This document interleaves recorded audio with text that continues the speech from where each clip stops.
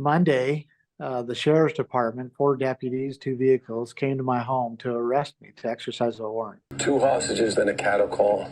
These ranchers are up to something. Notify the governor and ask him to activate the National Guard. We don't want another Ammon Bundy standoff. But it's reared its ugly head again. They just refuse to leave this family alone. What happens to the Bundys happens to the rest of us. Hey, welcome to Defending Utah Radio and Television. I've been promising everyone our special interview with Ammon Bundy. A lot has happened with his family lately, and we wanted to get the story straight from the source and to bring it to our viewers. So first, I want to walk through some background and why we're doing this interview, and then we'll get right into the interview. Okay, so here on our front page of the Defending Utah website, we have this article discussing government-subsidized child trafficking, which will give you a deep dive into the big picture of a very big problem in the United States and, frankly, around the world. The money that incentivizes moving children in and out of child protective services is completely inappropriate for a system that should be protecting children, but instead is incentivizing the trafficking of children. So I'm not going to get into that, but this is why there is a problem right now in Idaho, because Ammon, through his People's Rights Network, tried to help a mother retain her parental rights when there had been nothing done to justify her losing them. We're going to get all the details on that story, and so that you'll kind of understand that background. But I just wanted to show you that right there. So briefly, let's back up all the way back to January. This child protective service issue in Idaho had been going along for a long time in Idaho with Baby Cyrus. Guys, they're trying to take Baby Cyrus from us. My husband's getting arrested. It came to the point where Ammon came out with this notice. Okay, warning, come no more upon me. And here you have in the People's Rights Newsroom where he posted that. And then since then, we came out with this video where we sort of pieced together a few of the different updates that had been happening. Okay, so you can go watch that if you want to see it. But basically, there was some interaction back and forth between Ammon and the parties involved, which is significant. Then recently, this headline comes across my feed one day: breaking, law enforcement surrounds Bundy Ranch. So they're trying to make it another standoff is what the headline is implying. So I was already paying attention somewhat to the story, but I'm really paying attention because this is a good family, and we saw what happened in 2014, and we saw many good families actually stand up for all of our rights, stand up for our right to grow our own food in our own communities, stand up for farmers and ranchers. The battle for America right now is happening in the rural areas, the battle for taking land.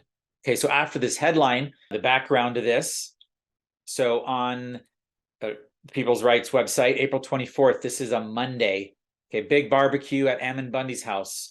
So what's going on with this barbecue? If you look in the comments down here, you're going to see some good supportive comments. You know, I wish I could be there. It looks delicious. And then you have these horrible comments for a barbecue talking about Ammon should be in prison and just, you are the devil and so forth. So there's a lot going on with this story. Here's a photo of Ammon's home. This is in Idaho that was posted. And I'm told right here, it's a little hard to see, this is a sheriff's truck right there coming to try to serve him a warrant. So if you watched my last video, you kind of saw there's this brewing situation where warrant's been issued. Sheriff doesn't want to serve it, but then there's pushback from the top that they have to, but the sheriff was standing for Ammon's rights, and there was just a lot of back and forth. Okay, so we want to get to the bottom of this. We want to bring you the whole story.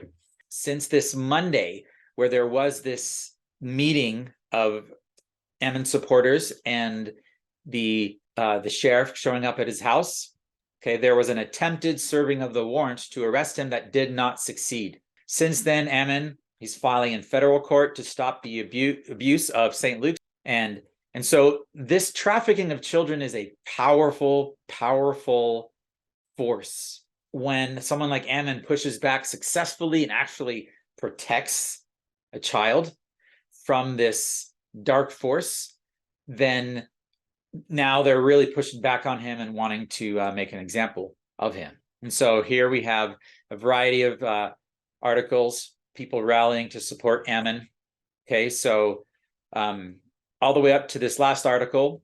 Please read this, what you can and should do to assist Ammon Bundy. Please read that on your own time. But what I want to do then is come up to our interview now. Okay, so we put this video out so we could give some background on the original Bundy Ranch, because a lot of people, they're new on the scene. They weren't around in 2014. They weren't paying attention to kind of the situation back then. So I gave the background on our YouTube channel. I've received some positive feedback for that. So that was good. Now that we're caught up on what's going on, now we're trying to publish what's recent. Okay, so we published this article on Defending Utah from one of our journalists, Liberty Coach, discussing the disinformation warfare against Ammon Bundy. Okay, walking through how what is happening to him, it is legal, strategically legal. It's something called lawfare, which I believe is a reference to warfare, but using the law. So strategically and using conspiracy to do all these things, scheming, shaping, planning. And so that is what is happening to the Bundy family. Okay, so let's get right into that interview.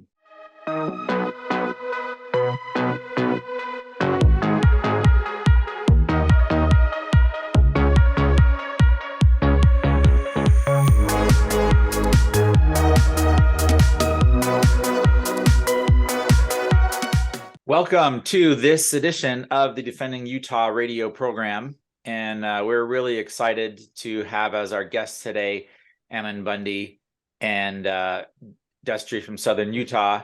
You just saw a little clip before this about some things going on down in Idaho. We just wanted to get Ammon on to hear from his perspective directly. There's a lot of talk. Some different channels are starting to say different things about what's happening in Idaho. And we just want to get the story straight. Destry, welcome. And Ammon, thanks for joining us. Yeah, thank you. Okay, Ammon. So you have been putting out these videos in the last little while. I think it was the last 4 or 5 videos on your channel. And most people are aware of the Baby Cyrus incident that happened that was over the last couple of years, or last year. You helped rally people to free a baby that was kidnapped. And so you can tell us a little bit how that ended up, and then maybe how that led into what's going on now, and just share with us, summarize a bit of what's going on. Yeah, so it was a little over a year ago. I get a phone call on Friday evening, like 10 o'clock, and it's from a frantic mother that had been surrounded by the police, and they're threatening to take her baby away. And I knew this family and this baby very, very well. In fact, the grandfather and I are very good friends. Could even maybe say we're best friends, but we're not in junior high anymore. So anyway, we're good friends. And here his daughter, who just had this is their first baby. Baby's like 10 months old at this point. And Meridian police are surrounding their home, surrounding their vehicle, threatening to take away the baby. And so that's how I was introduced to what was going on. And she was pleading for help, didn't know what to do. Her husband was driving, and her sister was also in the vehicle. And I just asked her to stay on, and told her to do that. Most likely they're going to, take the baby. Hey guys. You need the baby, okay? No, I can't. Can you please help me right now? You don't understand. I'm a desperate mom right now. I really need your help right now. And do all she could to stay with the baby. Can I ride with him, Yes, please? you can. Okay. Okay. We'll get an ambulance here to transport you. Okay, thank Okay. So what I want you to do, though, is give me him. I'll let him back to you. I'll give him right back to you. You promise me you won't let him But out of these my guys are sight? going to make sure that you don't have any weapons. promise? I I will promise stay that- right here with him, with you. Not out of my sight. I know they can do it. Please don't let me let go of him. Okay.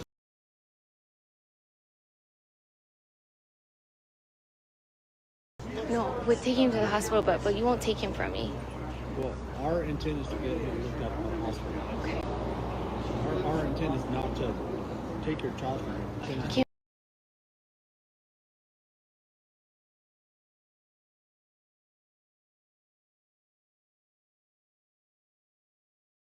There'll be a shelter care hearing, okay, on Tuesday. And that's a hearing that's a hearing you're gonna wanna go to, okay? The shelter care hearing Who makes this decision? will be at 1:00 p.m. Do you know who makes this decision? Makes what decision? That he has to go in the state's custody. Well, we have, You have? based on what the doctors have told us, I can't, please. okay? We go off of all the information we can get from doctors and all I that, okay? can't. I'm not gonna leave him. I'm not.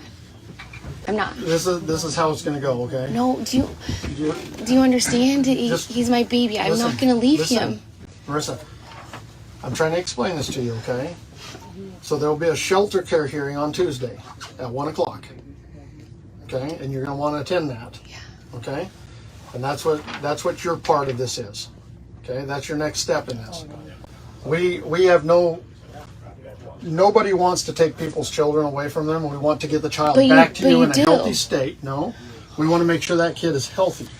We want to get these kids healthy. Why can't I be with him while you're doing the medical work? How am I in danger to him if I'm just watching and I'm with him? Okay, well, we're gonna go ahead and go with just what I just told you, okay? So you're gonna this take is, him? No. Listen, No, I this can't. is what we're gonna do, okay? So this is your copy. You're gonna want this. I can't. I'm sorry. I'm not gonna leave him. Well, this is how it's gonna be, okay? I can't leave him. I can't leave him. I'm sorry. Guys, I can't.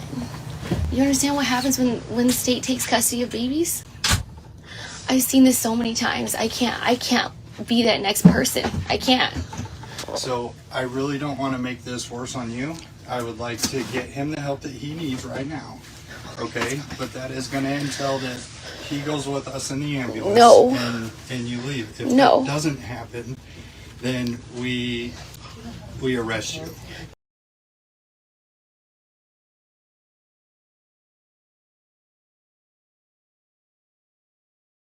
The officer told me that I could go with him in the ambulance into the hospital.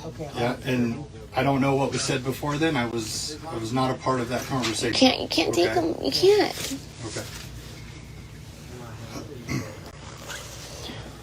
Please, can you help me out here? Please. My concern today is for him. I know Okay, your and concern making is sure for that him, he is but safe, I don't okay? cause him any harm by being with him. Okay. Okay, I'm his mother. And what you also understand is he has difficulty with proteins. He only takes breast milk. Okay. He needs me. He really needs me, okay? I really need your help. Okay, like I told you, I'm not the lead detective on this, okay? So I'm here assisting. Is she gonna go? What are we waiting on? Yeah, thank you. All right, so Marissa, I need you to hand over the baby to the EMT, okay? I won't. Marissa, I really Can you don't please help want me you to out? go to jail tonight, I don't. but I'm telling you, if you don't allow this to happen, you're going to jail. For how long? That's not up to me.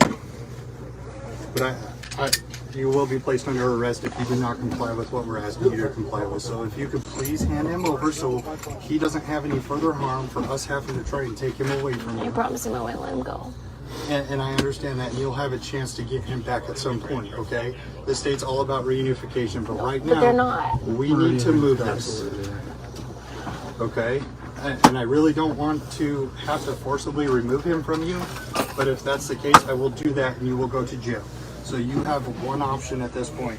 You need to give him to the EMT, and you can go on your merry way with your friends and your family who's out there. That's not Mary at all. Or I remove him from you and you go to jail. You need to make that decision. You need to make it now, please. I won't let him go. Okay. Go ahead and jump out of the way for me.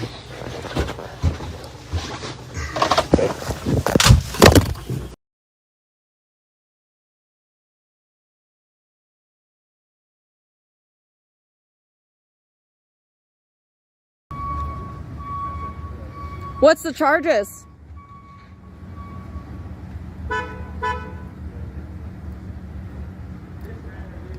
What's she being charged with?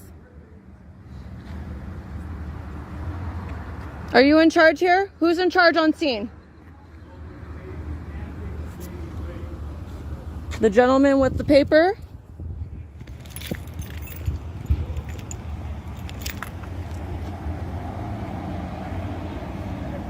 Can you explain to me what her charges is? Not right now, ma'am, no.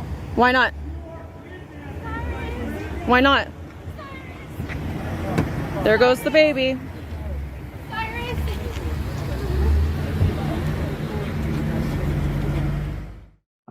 Now the circumstances that brought this about were, you know, about a month, maybe 2 months prior to this incident, Baby Cyrus had started to throw up when they gave him like solid foods or anything other than his mother's milk. And He has difficulty with proteins.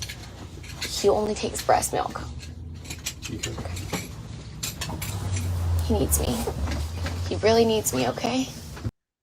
And so it was a kind of this battle where they're trying to introduce new things. They were going to the doctors. They're trying to figure out what was wrong with him.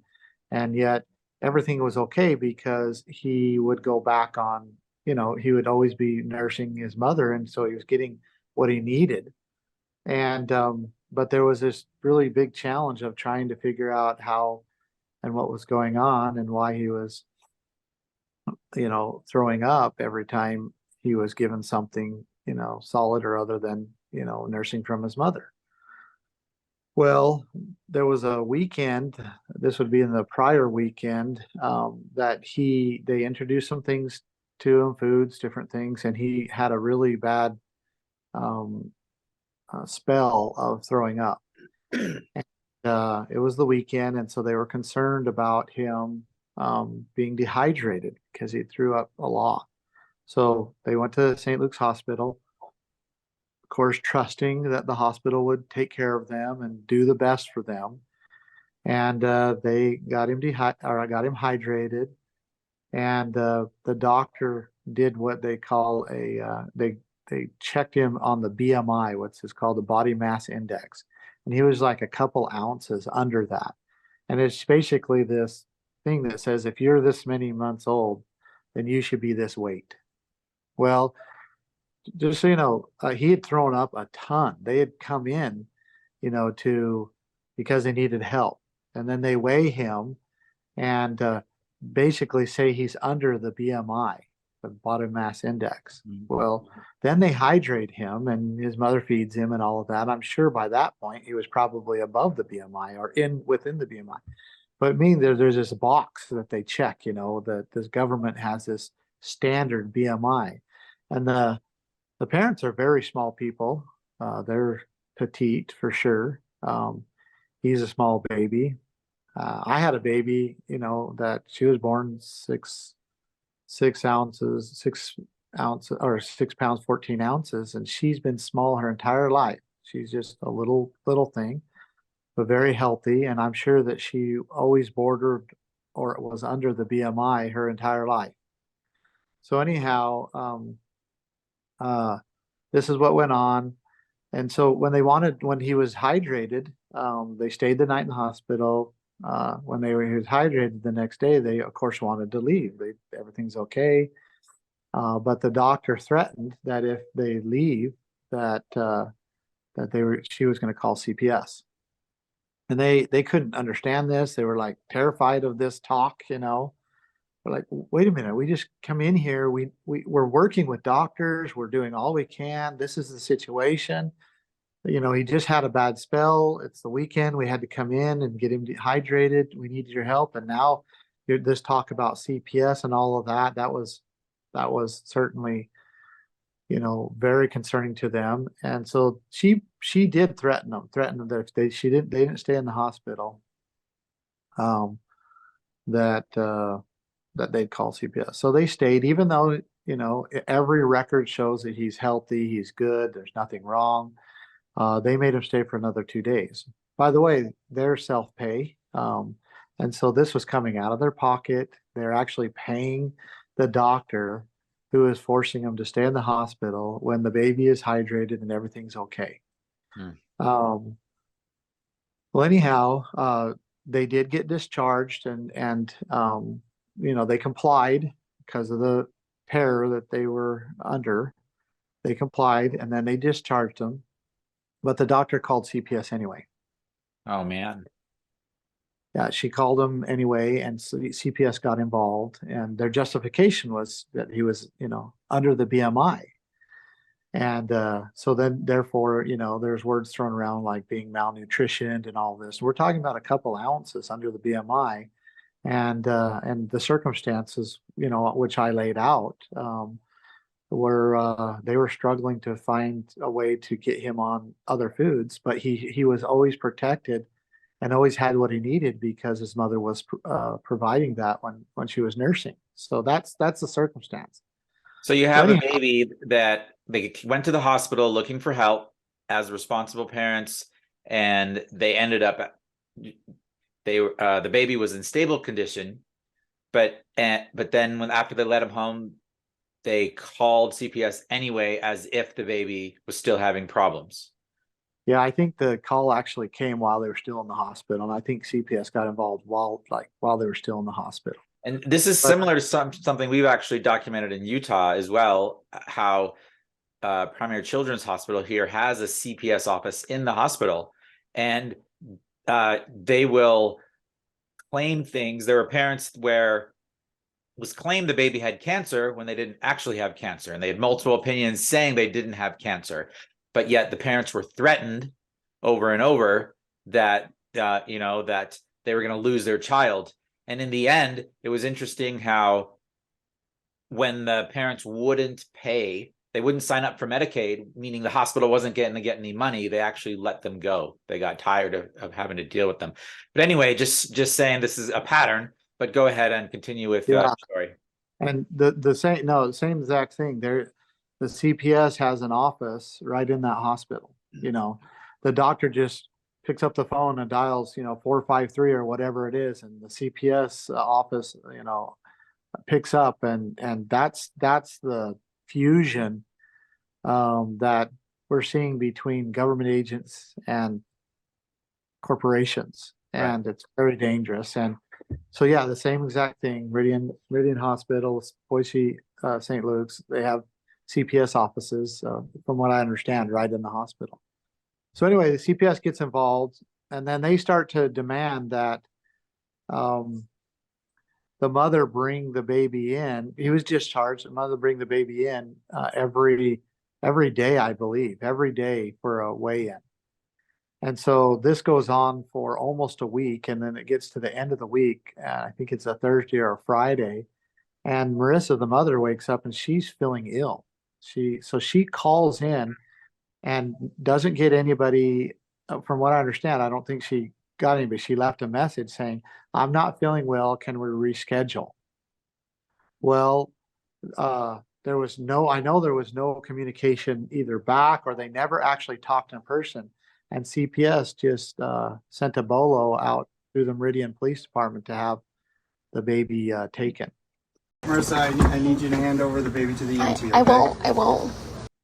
And the family didn't even know this. So that's how it ended up being when they're driving home from dinner later that day. Did they have it documented that she called in on the sick? Because it sounds like that she was doing exactly what the DCFS was asking her to do. I mean, I don't know. And so she started on a Monday, and it was a Thursday or Friday when she called in sick. Then did she have it documented on that? Oh yeah, it's all documented. Everything that I'm saying here is not hypothetical, or I'm not just filling in the gaps. This is all in the discovery, and I'll tell you why we got it so fast. But let me get to that, because they surrounded the vehicle. And they had a bolo out on them. Be on the lookout. They identified them. They actually were tracking their phones and everything. So this was something that was pretty intense. The level of intrusion and effort that they were willing to go through was pretty intense. Kind of like a And felony so, stop up to a point.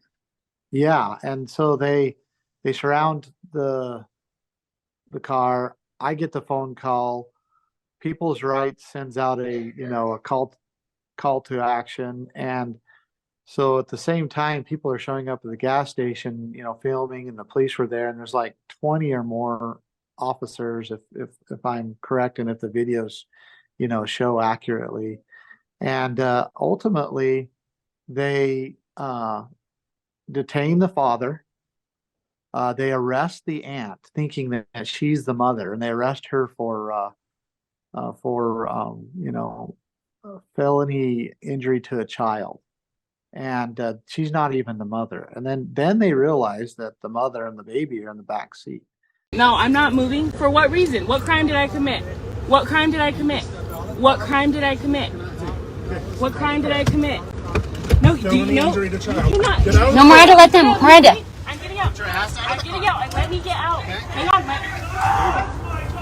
I will step out. Get out of the car! Try to get out of the car. Dad, it's okay. For felony injury to child. For felony injury to child? That's not my child. That's not your child? That's not your child. Okay, if it's not your child, then you don't need to be going in handcuffs. Yeah, well, you should know how to do your job better. And so then they began to talk to her, and it's so heart-wrenching. If you watch the videos, I would recommend people go to freedomman.org, or if you guys could post it here, Yeah, we'll edit that in here. Okay. You watch the video, watch this, and she's just begging with the officer, don't take him, let me go with him, I'll give him right back to you. You promise me you won't let him But out of my these guys sight? are going to make sure that you don't have any weapons. Promise. I I will promise stay that- right here with him, with you. Not out of my sight. He needs me. There's no sign of imminent danger, which is what they have to have in order to actually legally take. There's no sign of abuse. There's no sign of neglect. None of that. This is a healthy baby that has a condition that they're working through. And anyway, it's really sad that she's pleading with him. And so then they lie to her, because they lie to her and say, well, come with us, come and get in the ambulance, and then, we'll let you go with him, and we'll work through this, and we'll check him out and all that. And you could go with him. So they get her in the ambulance, because now they shut the doors, no one's filming, and although we do have it in the body cam, so we know exactly what they said and what they did. And it's really, it's extremely bothering to me, because they're lying to her, but then they start to use force once they get her in there, and they start to threaten her. And then they start to, then they even say, one of the officers says, the one in charge, he just has to be wicked in order to say this. He goes, just give us a baby, and then you could go on your merry way and be with your friends and have fun the rest of the night. That's what he says. You need to give him to the EMT, and you can go on your merry way with your friends and your family who's out there. That's not Mary at all. Wow. And this mother she's in such distress. She's begging them, please help me. I can't let this baby go. He's my baby. He needs me, that type of pleading. And they're so heartless and so callous that they would say something. Anyway, ultimately, they rip the baby out of his mother's hands, and then they arrest her, handcuff her, take her out of the ambulance, and take her to the Ada County Jail and book her in. And What did they charge her with anything? they charge obstruction of justice and felony danger to a child. And the same they did with the aunt. But they had to figure this all out.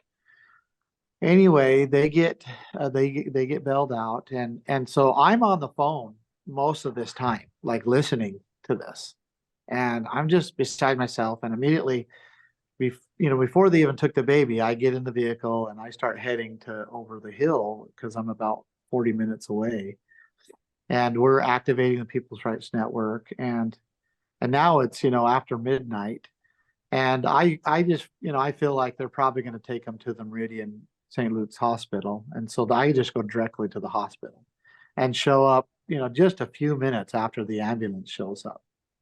Now, not to get too distracted, because again, I say wicked because I just don't know what else word to use. I could say nefarious, I could say, deceptive, but it's just wicked because their plan was, they were never concerned about the baby's nutrition or health or anything.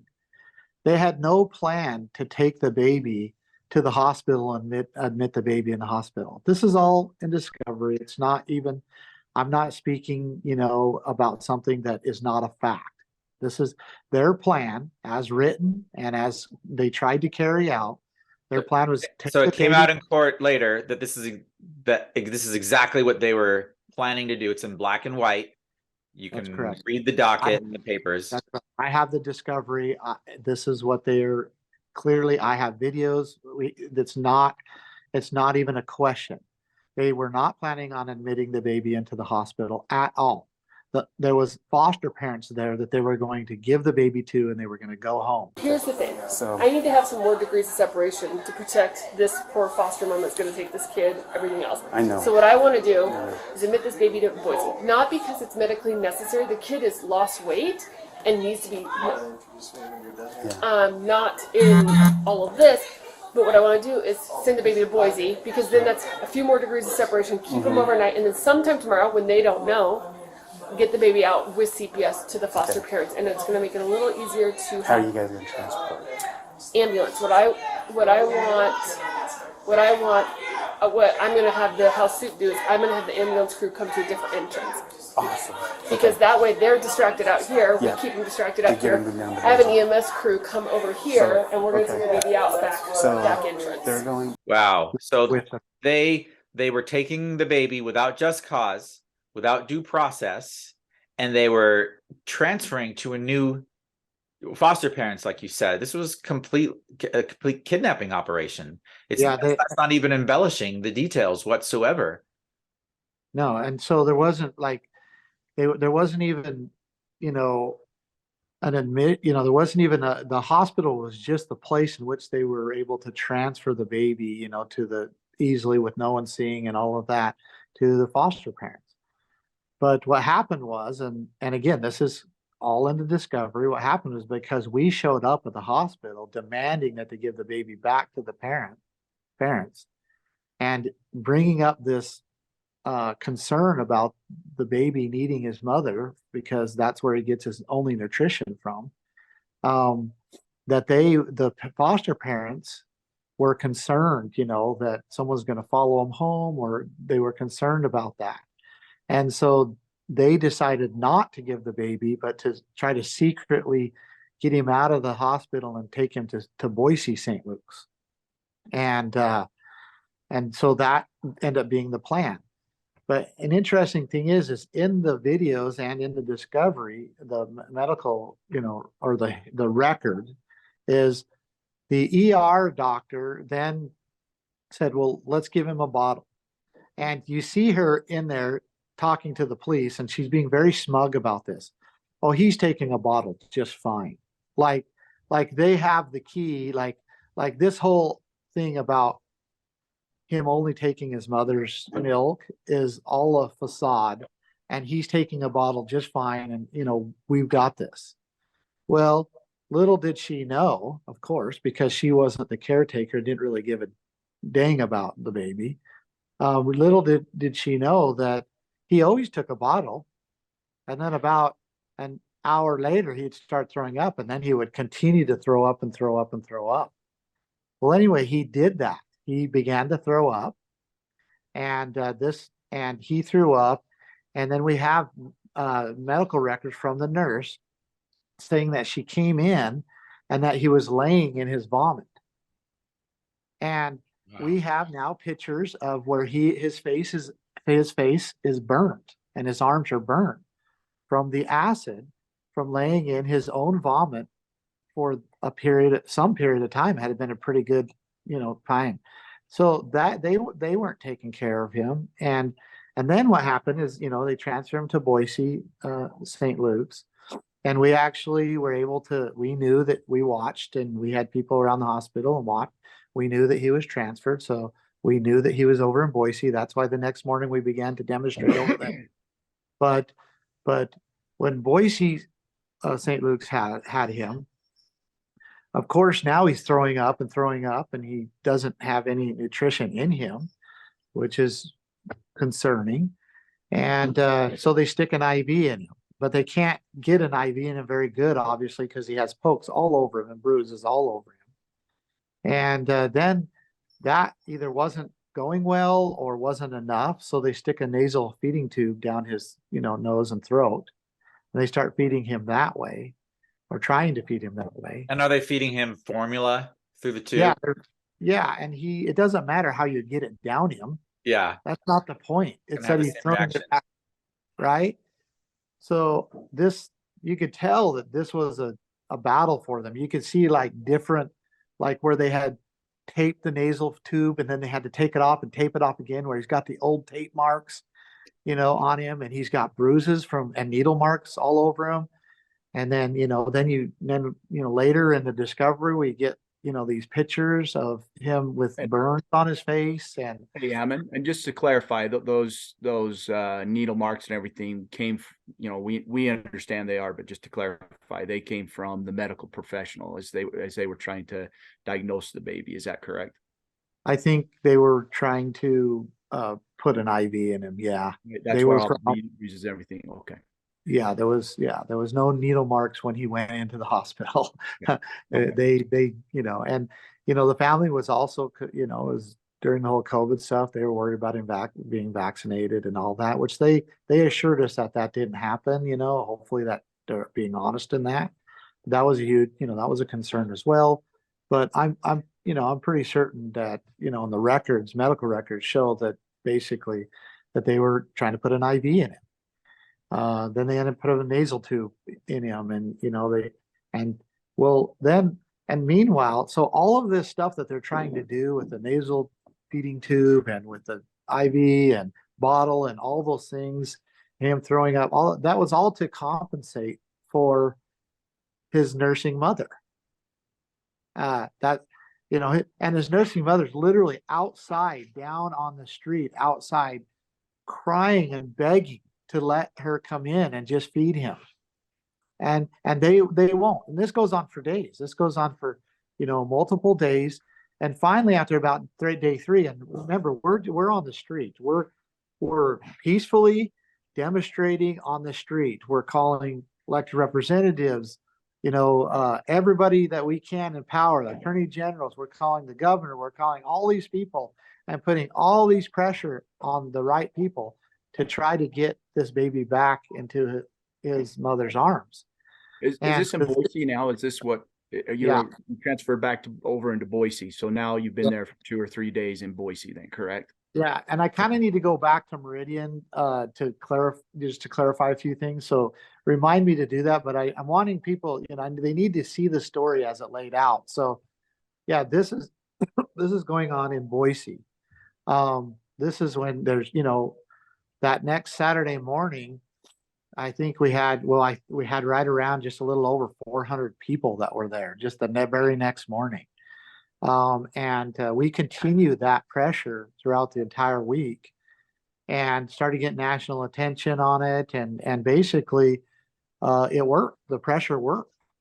But in the middle of the week, when Baby Cyrus has now had gone several days without, nutrition and so forth, and from what I understand, and I know that this is in the discovery and a fact, but I don't know all the details, so I want to leave that disclaimer. But what happened was there was an ISP officer, which Idaho State police officer, that was watching the baby, or somehow on the where he was stationed there.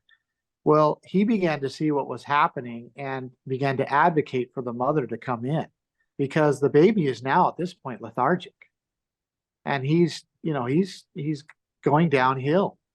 And so they finally decided to let the mother in. I think it was on day 3 or 4, and they finally let her in, and she's able to nurse and care for the baby. But she could see, you know, the bruises and the nasal feeding tube and how he's reacting, and she's extremely concerned about it. It sounds like a power struggle was happening in Meridian. And then once they moved him possibly to transfer him over to Idaho State, an officer that wasn't in the echo chambers or anything, the state patrol or something, he basically started to see that there was other issues. And then he started advocating, hey, you know what, maybe he started to read reports and say, you know what, the mother has been nursing here. These other things aren't working. So now all of a sudden, hey, why don't we bring the mother into the picture and allow him to nurse? Is that correct? Yeah, that's pretty close. And again, I don't know what provoked the officer to do that. I just know at some point there was some advocacy going on, you know, but there's also the reality though of this, and that is this baby's going downhill. He could very well die in their care, you know, and I think now there's imminent danger on their part. Yeah, absolutely. And Yeah. so the mother gets in there. You know, there's tons of pressure outside. We're putting pressure on the judge, on, you know, CPS, Idaho Department of Health and Welfare, on, you know, the police, the, you know, elected representatives, everybody. We're literally reaching and putting pressure on everybody. And then now it's starting to build a getting national attention. And finally, they just were like, we don't want this. We don't want this. And they decide in unprecedented time to give the baby back. I think it took 6 days. And they got the baby back. And then within a couple weeks, I believe it was, a few weeks, I'll say that's a little more safe. A few weeks, the case against the CPS case against the parents was dropped, completely dismissed. And the criminal charges against the mother and against the aunt were dropped, completely, you know, dismissed. On that though, I mean, you know, in order for them to drop the charges, then they would probably have to assess that, you know, that Baby Cyrus is starting to become nourished and in the mom's care. So it actually would show that you know, that she wasn't being neglectful. So, you know, there's a pattern there to show she was, you know, in the proper care, proper feeding and whatnot. That's what it sounds like then. Yeah, and so you're absolutely right. However, they just had to go back to the way this all happened, and there was never any neglect. There was not any inclination of neglect or abuse or, you know, malnutrition even. We could have made that observation at the very beginning and avoided it all. That's right. But because of a doctor basically wanting to force her will upon the family, because she has that authority, and because she has CPS on speed dial, and they're right there in the hospital, it's so easy for them to use this power. And then the incompetence and also the wickedness of the system. This thing got out of hand, and I can't imagine like this. Just so you know, I was invited and with the family when she come home from the hospital. I've known this baby since, you know, before he was born. I am, you know, they call us family and we call them family. So I knew I knew how good of parents and how loving they were and all of that. So I didn't have to qualify that before. And so, you know, but if I hadn't been there and others hadn't been there, can you imagine these people not having a voice? Like, how many times is this happening to other families and no one knows about it? How many times?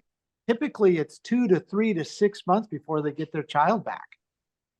You know, they don't get the child back in 6 days because they have, you know, hundreds of thousands of people aware and disgusted with the state, you know, and that's what concerns me. Yeah, this is an epidemic issue nationwide. You can Google search any state has stories like this that you hear about. I told you about the stories that we've seen ourselves in Utah, and there's national research that shows that children are overwhelmingly more abused in foster care than with parents. So by simple statistics, CPS creates more abuse for children than what they allegedly save them for. But so anyway, so you've done an amazing thing here as far as helping this child get back to their back to his mother, and the hospital gave in to the pressure. People started seeing what was right versus what was wrong. At least enough people started seeing that. And okay, and so this ended with charges dropped. Nobody's guilty of anything as far as the parents are concerned. I'd say the hospital sounds like they've got some things to reconcile about what's going on in their process. But at some point, instead of accepting accountability, they're trying to put this all on you now. And this is kind of what leads into what's going on right now, right? You want to kind of transition this whole story. This is a good foundation so that we know, where it's coming from. But let's transition that into today and what's happening now. So yeah, rather than the hospital, making some protocols, for example, like not allowing just one doctor to report to CPS, like if there's a concern that they have to, bring it in front of a couple different doctors, they all have to sign on it, or a body or something. Rather than making those type of protocols to make sure that this doesn't happen anymore, St. Luke's hired the most powerful law firm in the Western United States, Holland and Hart, and basically wrote them a blank check to come after Diego and I, Diego's the grandfather, and I, for defamation. And this was an effort to. But defamation, when it's just facts, it's in the discovery, it's true. Yeah, but it doesn't matter. And this is the problem with our legal system. It doesn't matter. What matters is just how many lawyers and how much money you can put into the case. And so for the last year, I have been, and I'm not exaggerating, buried at my home, in every, post office box, in my places of business, everywhere. They are sending, mountains of documents. And when I say that I could fill up a commercial dumpster full of legal documents, talking about hundreds and hundreds of thousands of pages of legal documents. When I say I fill up a dumpster full, I am not exaggerating at all. That's kind of interesting you'd say that, because on your videos, you've definitely showed us that there's a large amount of paperwork. In the criminal aspect, there's a term called lawfare, and what it is have you heard of it before? Yes, I have. Absolutely. Okay, so in essence, I mean, and I come across it two different ways. I got an article, and then I actually had an opportunity, here where I live, there was a detective that was actually told me about it, and he said that what they did is it went to the county attorney, which no longer is there, and I hope it's not practiced, but unfortunately, I'm a little skeptical and think that it possibly is. But he went to the county attorney on this training, and in this training they said, hey, if you think that person is guilty and we can't really prove it, tell me about it, and then what we'll do is we'll end up charging him, and then by charging him, what we'll do is we'll ruin his reputation in the court of public opinion, through the news, everything like that. And so we'll character assassinate him. And then on the flip side, we'll make him contact an attorney, pay all this money out for this attorney. And then if we go to court and we lose, we still win because we've ruined his reputation, his character, and then we've cost him money, or them money, in legal fees. So it really, when I was looking at some of this stuff, that watching some of your videos, that was one of the terms that came to my mind, is that lawfare, and that's what they're kind of doing on a civil deal, is they're just, like you said, they're overwhelming you with this paper.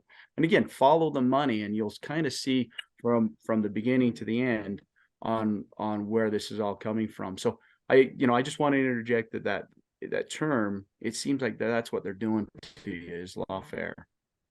Yeah, that's absolutely. And I've seen it before. I have been around long enough and had to fight in the courts, many, many times.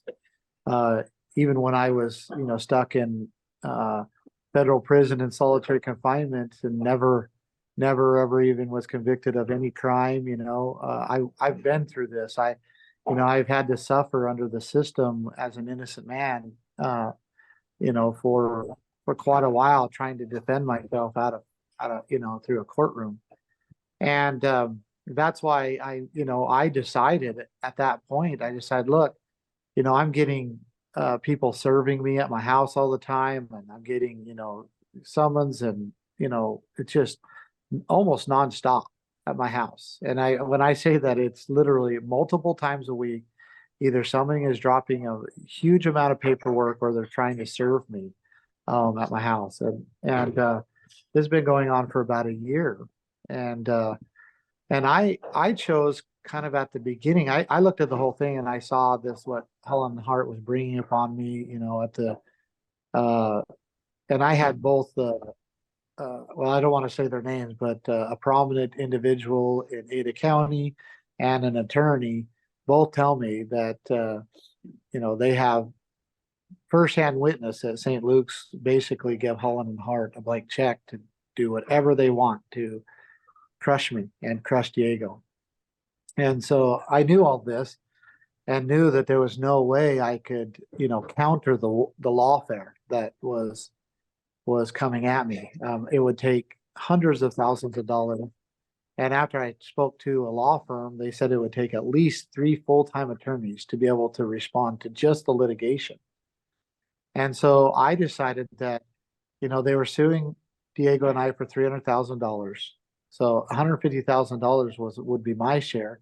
And even if I lost, that would be less money than if I tried to fight.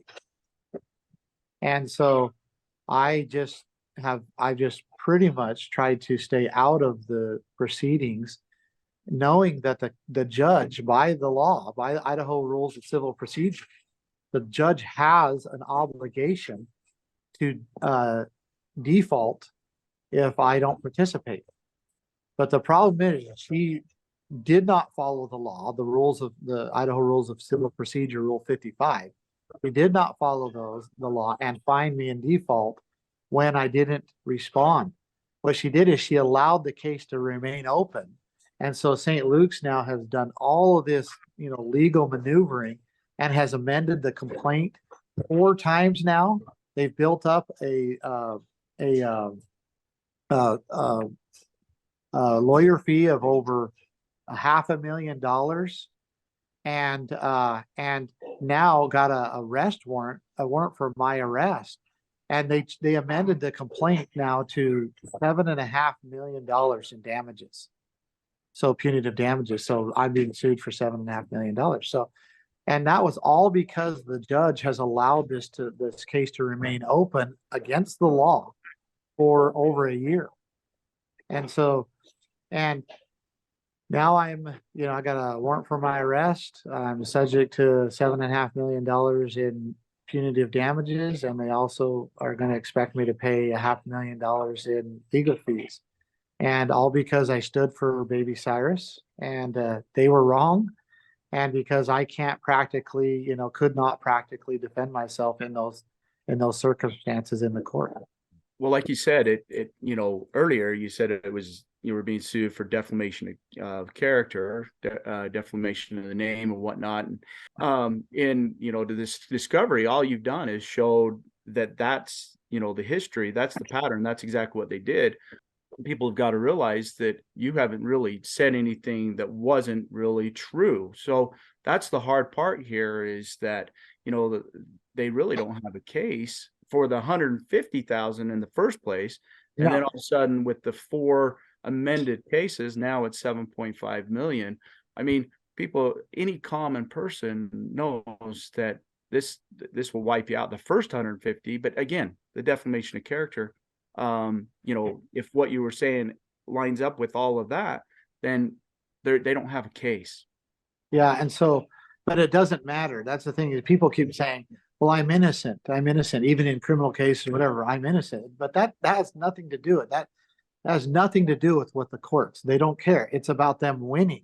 It doesn't matter about justice, about innocent, nothing. And I could tell you stories that would probably blow, your listeners away, those watching this, about how they don't care about justice. They only care about winning. And if you have the money and the lawyers and the influence and the power, you can win no matter what. It doesn't matter what is right, what is wrong, what is the law, what is not the law, guilty or not guilty. That does not matter in a courtroom. It just simply does not matter. That's what we have become. And in fact, the reason why I have a warrant for my arrest right now is because I quote unquote won't obey their gag order. The judge put a gag order on me and Diego to where we can't speak out about what's happening. And well, the only defense I really have is informing people about what's happening. Right. And only protection I have, and they're trying to take that away by using the court to force me to stop talking about what's happening. And because I haven't, they issued a contempt charge and then a warrant for my arrest on a $10,000 bond. Okay. All right, Ammon. So they're trying to squash your First Amendment right. So you are justified in continuing to claim and use your right to free speech in this matter. Their unlawful pretend legislation, so to speak, from the bench is invalid. That's definitely the principled approach there. But so you did a video recently where you said, okay, guys, you got me with these $1 million in fines. You win. You can have everything I own. You can take my stuff. You're just kind of conceding. You're not fighting. You're not trying to, it's very clear. You're not getting aggravated. And I'm sure they'd love to, get you upset. And as they're trying to do this lawfare thing on you, to paint you in any certain light, it's not working. And so despite you saying, okay, I give up, they're still continuing to smear your name. I saw some of the Idaho news channels and their reports and how they're trying to spin this. And there was even this FBI's Most Wanted TV show, right? That they're out in the media and they're just poking at you everywhere they can. And so now where it stands, there's internet rumors, you could call it, that I've seen on various channels. And they're saying that they're not letting it go. They're not just issuing a default judgment, walking away and sending you a bill. There's more people starting to approach your house. Is there any truth to this? And that they're starting to physically intimidate you more? Like so what's the current situation on how they're trying to escalate this? And so tell us about that. So let me just clarify a little bit, because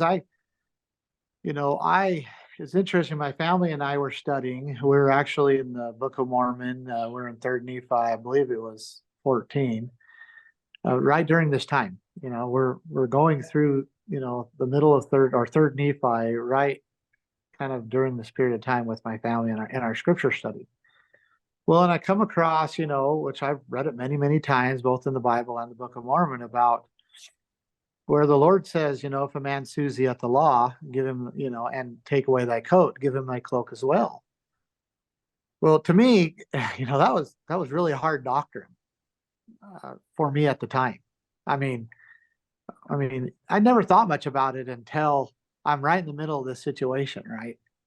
And I'm trying to be an honest follower of Jesus Christ. And so I began to pray and to ponder about that. Like, how should I, this is what the Lord is telling us to do. And I believe the Lord. I believe that peace will come from it if I do these things, So I get myself in the position where I'm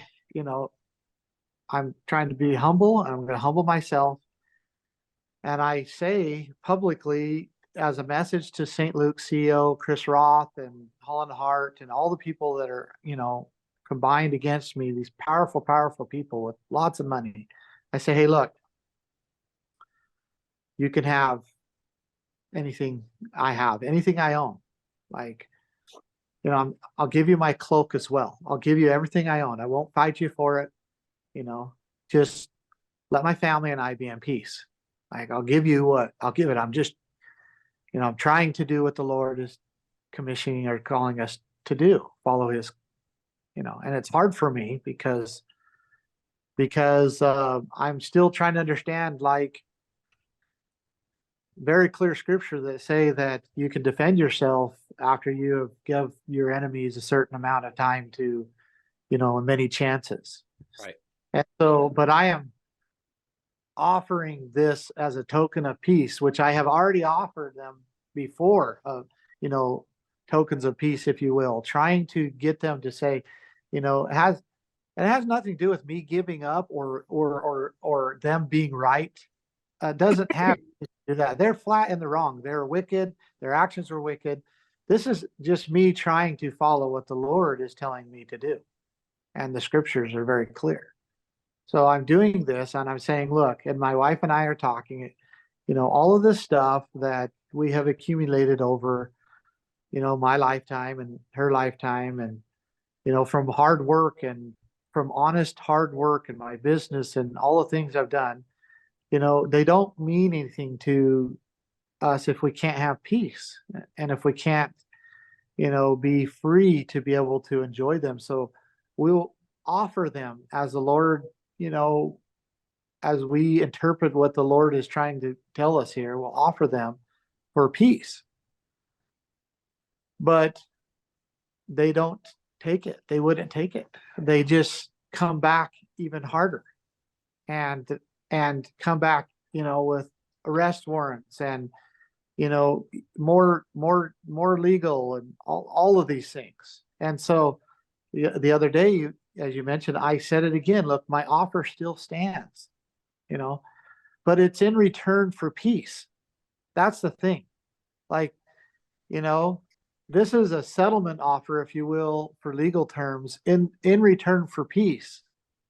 But they're not going to take those terms because they do not want me to be able to continue to have a voice, to be able to have anything except probably a jail cell or a grave and a grave site. And I truly say that not trying to be eccentric. I truly believe that they are not going to be satisfied unless I'm stuck in a jail cell or my body is laying in a grave and at a grave site. And I say that and with all soberness. And so now I'm going, look, I was right in the first place. Like I was not wrong for standing for this baby, in no way. And I was honest in everything I said and everything I did. I was honest in what I did and what I said and how I conducted myself. We did it all within the protected rights of the Constitution, the right to assemble, the right to speak, the right to grieve your government. All these things are protected. And we did it well within the bounds of the protected rights under the Constitution, both U.S. and state constitution.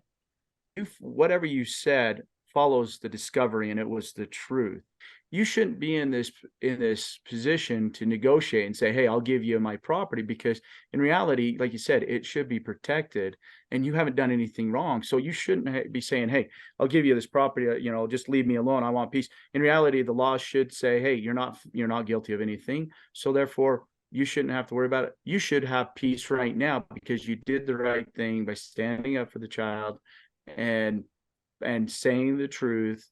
And at this point, you should be able to sleep good at night rather than having to worry about lawfare happening to you constantly. Well, and that brings the point of where we're at in this country. Like, we're in a place where if you stand for what is right, the law will not protect you. In fact, the law will allow those who hate this country to destroy you or to crush you just simply because they have lots of money and lots of power. And that's the problem. That's where we're at. The law has become perverted and corrupt and subverted enough that there is not protection for those who are trying to do what is right. I mean, we have great examples all across the country, what's happening right now, where the law is being used against people for speaking out against and just saying what they believe and stating the facts as they see it. And the law is coming after them for, hundreds of millions of dollars. Look at Tucker Carlson. you know, what just happened to him. President Trump was a good example. Alex Jones, Michael Flynn, Roger Stone. I mean, those are just some big names. What about all the other people? Yeah. That the law is not protecting right. Have you ever read The Law by Frederick Bastiat?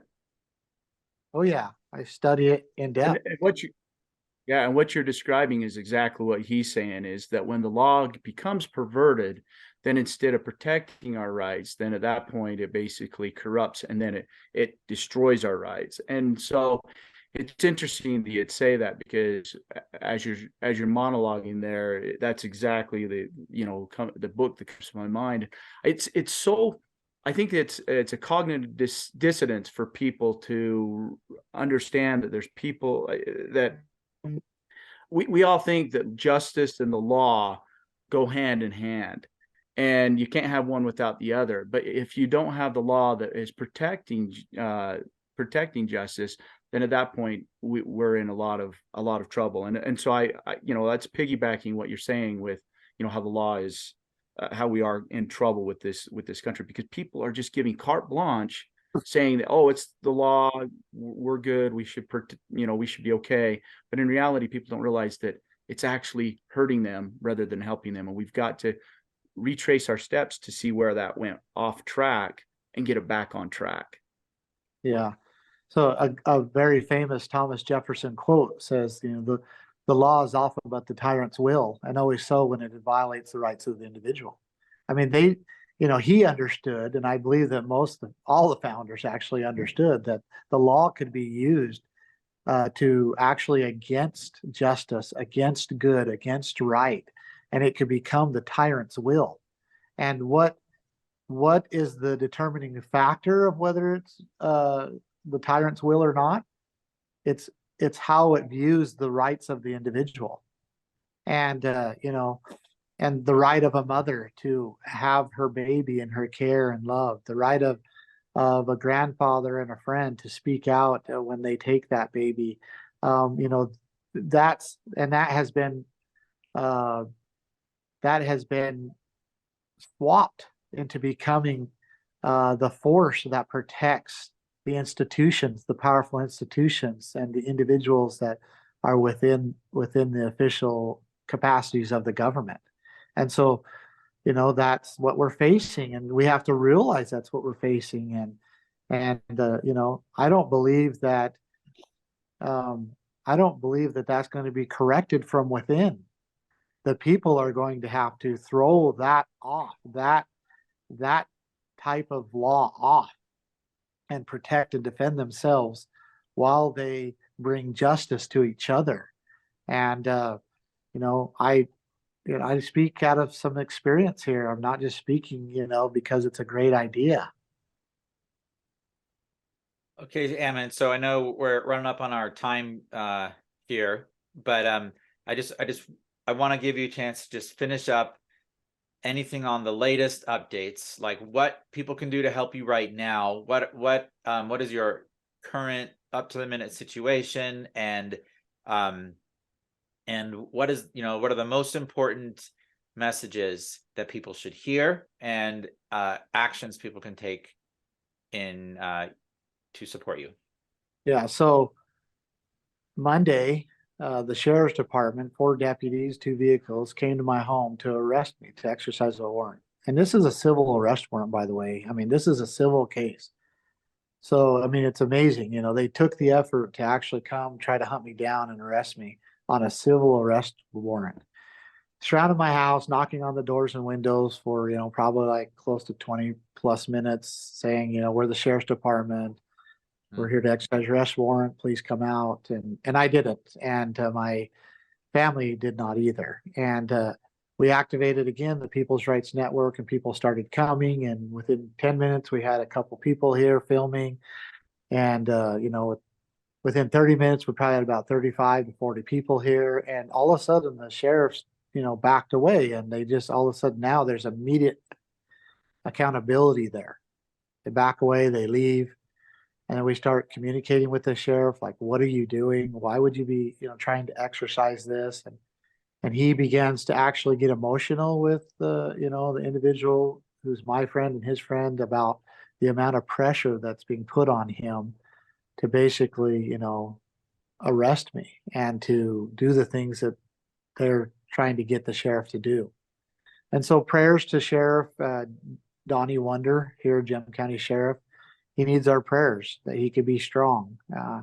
So far, I think he's since the first time coming out, he's chosen not to try to execute the warrant, although he's trying to still appease both sides of this. And I have, good people that are here just watching, my family, and we're, having a good time, and I'm trying to educate and change the narrative of what really has gone on, because the mainstream media, just continues to push a status agenda, and no matter what, they're not going to, no matter right or wrong or what happened or what didn't happen, they're never going to change their agenda. So that's the circumstance I'm in. I'm here, and I've got some things legally that we will be doing, and working on, some getting the message out a little further. And I believe, as I've seen in the past, that I will be protected, and the people here will be protected, and that we will find a positive remedy for what is happening here, and then hopefully we can basically straighten this out and secure what is right. Because ultimately, what they're saying is that we can take your baby, and you have to shut up. And if you don't shut up, we're going to use the law to put a gag order on you to shut you up. And if you don't shut up, then we're going to come and arrest you and put you in our jails. That's what they're saying. And that's the danger that the people are under, that your baby can be taken from you. And in the case with Baby Cyrus, his grandfather is part of this lawsuit with me. So you're literally, your baby or your grandbaby can be taken from you. And you have to shut your mouth and allow them to do whatever they want. Or they will put a gag order on you. And then if you don't shut your mouth to the gag order, they will literally send the sheriffs to arrest you at your home, terrify your family, and throw you in jail. It's a violation of the First Amendment, a clear violation of the First Amendment. And but again, the law does not matter if the righteous do not insist that it's enforced. And if the officers of the law just go do and do whatever marching orders they're giving by a judge who is compromised, or by whoever else, then we have no real law. And that's the message here. Stop looking at things through the eyes of binoculars of a nationalist, and start looking at it through what is right and what is wrong, because that's how we're supposed to navigate this. What is right, what is wrong. So last thing, where's a website or a place people can go to if they just want to follow your story? Where would you ultimately invite them to pay attention? So, other than, you and these type of things, peoplesrights.org is still where, go to the newsroom, and, where I believe it's getting out the best. And, I can't tell you how much peace it brought to Lisa and I and my children when the people started showing up at my house On Monday. Yeah. I mean, I've been in pretty hairy situations, but it's never come home to my home. I've never had, officers knocking on my window and pounding on my door to come out because they're going to arrest me. And when people started showing up, all of a sudden it completely changed. They were just there with a camera, just with their phones filming, but it changed everything. It changed the demeanor of the deputies. It changed the way we felt. And then, within not very long, there was 30 to 40 people that were there, and the protection I felt. And that's why People's Rights was designed. It's not designed to, to bring some heavy force down. It's designed to bring neighbors to come quickly and to help each other and to, to bring some sense to what is happening. And I saw that firsthand. And so, I'm a bigger believer now in people's rights than I ever was. And so I'm directing people to go to people's rights, join people's rights, get your areas organized, start being active, get it functioning the way it's supposed to function in your area, because I know it works. And I truly, honestly believe that is the future of our security in this country. Okay. Thank you, Ammon. We appreciate your time. Thank you so much.